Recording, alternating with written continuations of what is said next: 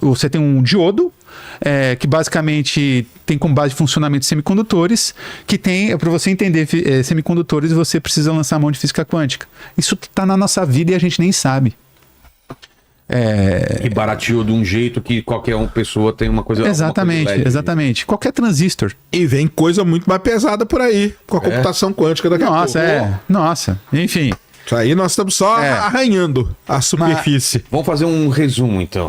Vamos lá. Os caras começaram a observar certas coisas, fazer alguns cálculos e não tinham explicação. Isso. E algumas pessoas começaram a teorizar o que seria isso.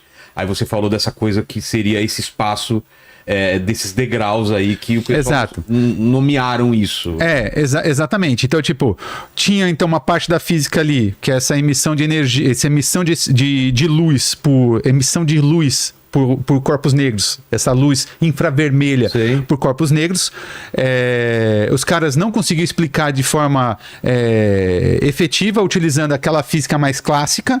E aí veio então o Max Planck e ele quantizou a luz, vamos dizer, o espectro eletromagnético. Depois veio o Einstein e, de fato, disse que luz era composta por pequenos corpúsculos ou pequenos quantums, ou quanta, né, que é o plural, quanta de energia, que mais tarde ficou conhecido como fótons, que é uma coisa que todo mundo já ouviu falar alguma vez na vida. E uma coisa legal também disso aí, só pra gente encerrar essa parte, é que essa parte aí da física é uma das poucas em que o experimento vem antes da teoria. Né? Porque eles observaram experimentalmente uma coisa, mas eles não tinham um arcabouço teórico que explicasse aquilo. Para entender. Então, porque normalmente você faz o arcabouço teórico e vai fazer o experimento. E pode demorar isso décadas. Né? Exatamente. Aqui não. O buraco negro, né? Que já tinha a parte teórica. Exatamente. Foi comprovado um tempo depois. Aqui muito não. Depois. Aqui os caras tinham um experimento, mas nenhuma teoria que eles conheciam, eletromagnetismo, termodinâmica e mecânica, nenhuma dessas três explicava aquilo que eles estavam observando. Então, o que eles tiveram que fazer? Criar uma nova física. Basicamente foi isso que eles fizeram. E ó, isso tudo já é uma coisa muito legal. Só que não é isso que... ainda não é isso que explode a cabeça das pessoas quando a gente fala de física quântica. Mas a gente vai chegar lá.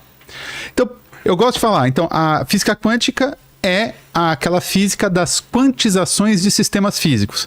Depois, mais pra frente, veio Niels Bohr. Aí vamos falar de átomo um pouco.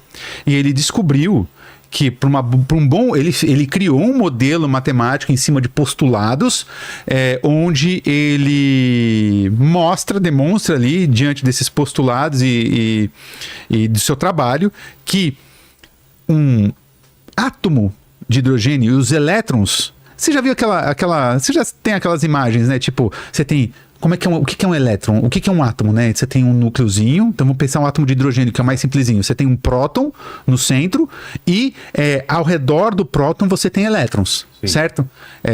Um átomo de hidrogênio aí pro pessoal. Põe um átomo de hidrogênio aí pro pessoal dar uma olhada. Tá, aquele desenho clássico que a gente... E aliás, do fóton, depois nós vamos pegar uma imagem, porque semana passada os pesquisadores conseguiram fazer pela primeira vez na história a imagem de um fóton de luz. A imagem de um fóton. Agora a gente tem depois de que, sei lá, 100 e tantos anos, né?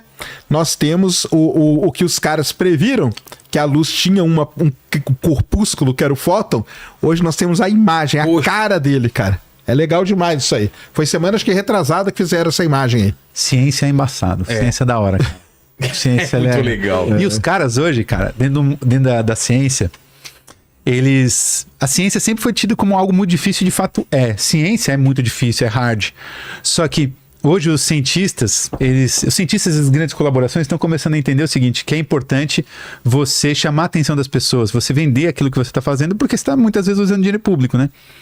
E aí os caras estão lançando, foto de buraco negro, a imagem do fóton. Tem que ter, cara, tem que ter, é o que eu falo, tem que ter o poder midiático. Tem que ter, entendeu? Os caras estão aprendendo isso. Tem que ter o poder midiático, porque uma coisa assim, nós vimos lá a foto buraco negro, foram 2 anos processando dados, simulando coisa tal e não sei o que, pá. E se não sai uma imagenzinha maneira, cara, ninguém ia dar a bola para aquilo lá, entendeu? Então o fóton, a gente tá falando do fóton há, sei lá, 100 e tantos anos, né? Desde 1900 fala do fóton, e o fóton. Agora os caras fizeram, obviamente que o objetivo do cara não era fazer a imagem, mas a imagem é a parte midiática, entendeu? Aí você fala, caramba, hoje nós temos uma imagem de foto. Tem que ter, cara. Tem que ter. Mas não é todo mundo na academia. Depois aí a gente faz um outro programa pra discutir isso. Uma câmera super rápida que consegue ser mais rápido que a luz, não foi? Que fotografou o caminho. Sim. Teve. É com muitos frames, assim. Muitos frames. Né? Absurdo que você conseguiu depois utilizar um time-lapse ali, onde você vê a luz se propagando num meio de propagação que eu não sei muito bem qual que é, provavelmente. Louco isso daí, né, cara? Muito louco. Não, eu também não. Mas hoje a ciência está sabendo se vender muito melhor. Tanto que, na verdade, por mais que a gente diga assim, hoje nunca se teve tanto interesse por ciência como as pessoas vêm tendo hoje em dia, né? Tanto que você tá vendo, a gente vê o que não está faltando por aí são divulgadores científicos no Brasil cada vez mais e que tenham cada vez mais, né? Olha lá, uma... Isso aí não é bem o do hidrogênio, mas tá, beleza. Isso aí é um modelo, dá pra entender que é um modelo de um átomo.